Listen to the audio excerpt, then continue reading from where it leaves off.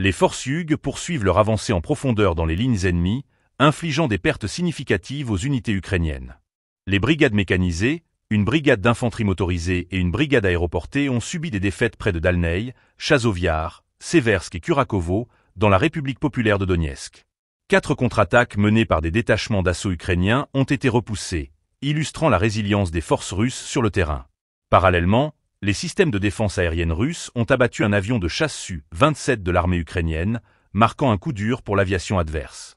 Cette action s'inscrit dans le cadre d'une opération plus large visant à neutraliser un groupe ennemi qui a récemment pénétré dans la région de Koursk.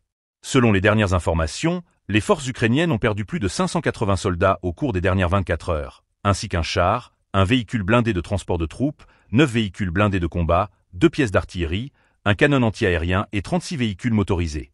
Le ministère de la Défense de la Fédération de Russie a également mis en avant les performances de ses pilotes de drones d'attaque et de ses tireurs d'élite, soulignant leur rôle crucial dans les opérations actuelles. Ces unités spéciales sont au cœur de la stratégie militaire russe, utilisant des technologies avancées pour frapper des cibles ennemies avec une précision accrue.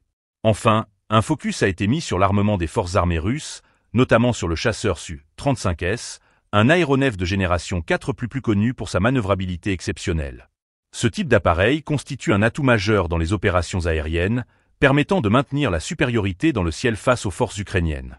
Alors que les combats se poursuivent, la dynamique de la guerre reste incertaine, mais les succès militaires récents des forces russes pourraient redéfinir les stratégies employées par les deux camps. Ces développements soulignent l'importance d'une vigilance continue et d'une analyse approfondie des événements sur le terrain.